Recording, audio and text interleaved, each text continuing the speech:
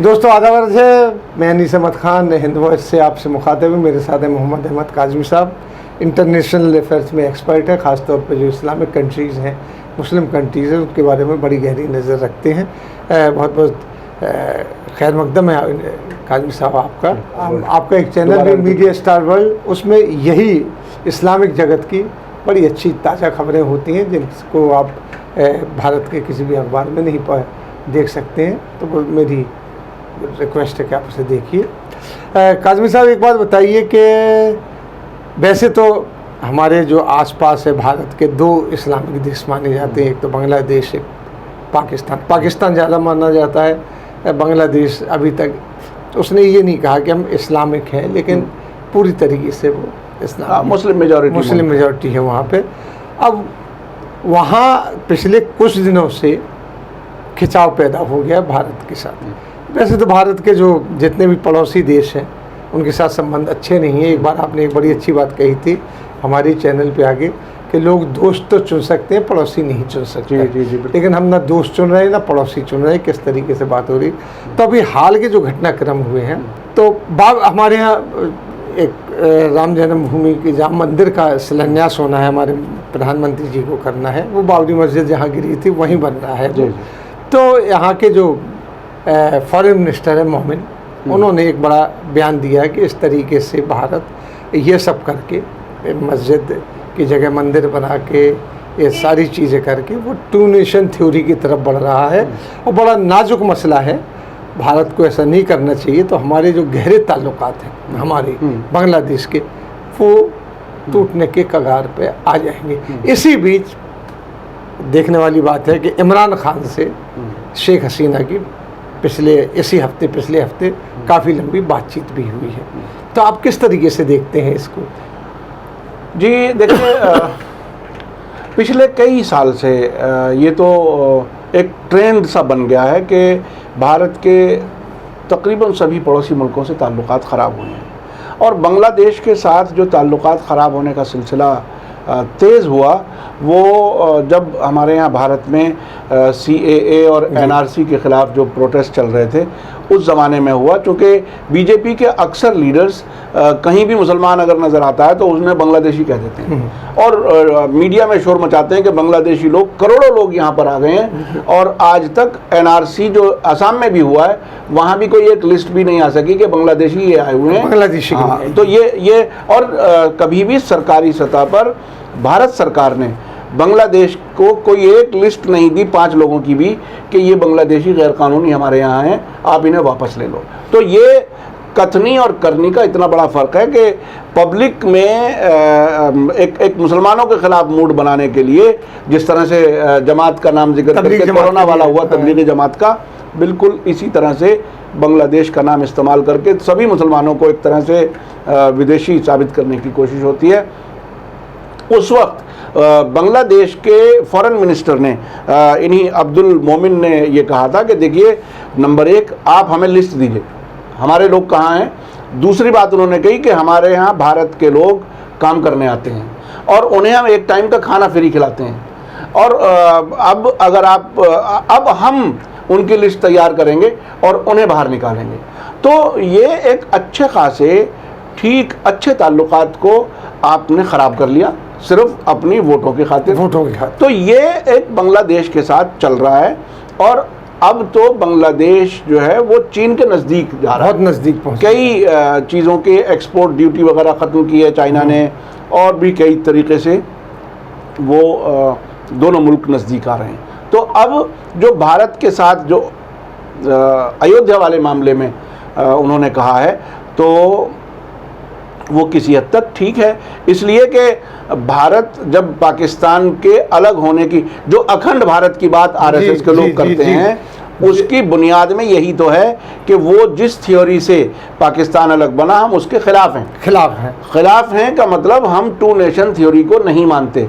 अब अगर हम ही अपने यहाँ वो काम कर रहे हैं जिससे बकौल अब बांग्लादेश के फॉरेन मिनिस्टर के हम टू नेशन थ्योरी को एक तरह से मजबूत कर रहे हैं जी, हम पाकिस्तान ने जो कुछ किया अलग होकर के हम उसे सही साबित करने की कोशिश कर रहे हैं।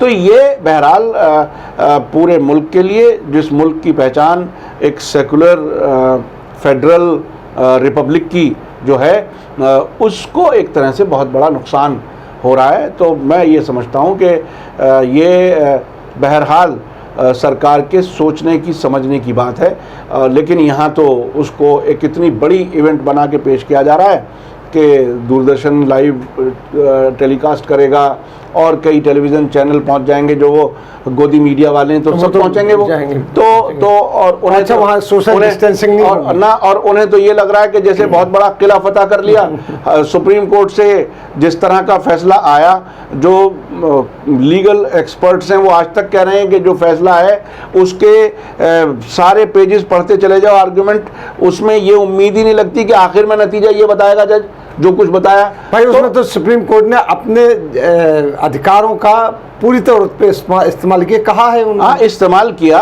इसके अलावा ये भी माना कि मस्जिद को गैर कानूनी तौर पर गिराया गया, ये भी माना कि गैर कानूनी तरीके पर वहाँ मूर्तियाँ रखी गईं। ये सारी चीज़ें मानने के बाद भी दिया।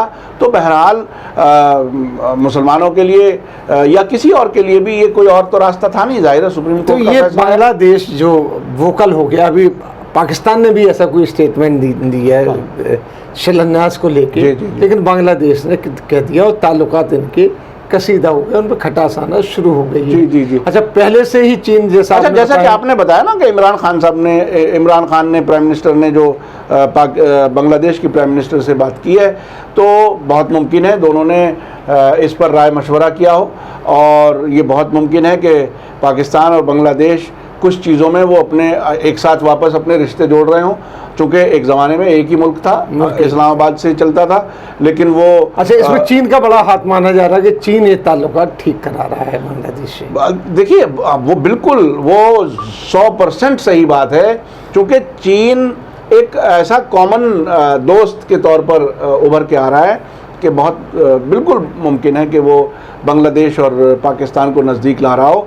और चीन ने तो श्रीलंका में एयरपोर्ट ख़रीद लिए, तकरीबन सी पोर्ट ले लिए, म्यांमार में ले लिए, तो वो तो सब तरफ से हमारा एक तरह से घिराव सा करने की सी हालत है। लेकिन एक बहुत दिलचस्प बात यह है कि जो लोग अमेरिका से दोस्ती को बहुत बड़ी नेमत समझते हैं, वो अभी पिछले दिनों उनका शिप ज़रा घूम के गया हिंद महासागर में, तो हमें ऐसा लग रहा है कि जैसे हमें वो बिल्कुल सेफ साउंड करके चला गया, असल में निशाना कहीं और है, वो साउथ चाइना सी की तरफ गया। हाँ। और हम समझ रहे हैं कि हमारी हिमायत में आ गया, और हिमायत वो कभी नहीं करेगा, हालात ख़राब होते हुए देखेगा और आपको जलील करता रहेगा और छोटे छोटे टुकड़े डालेगा आपके सामने।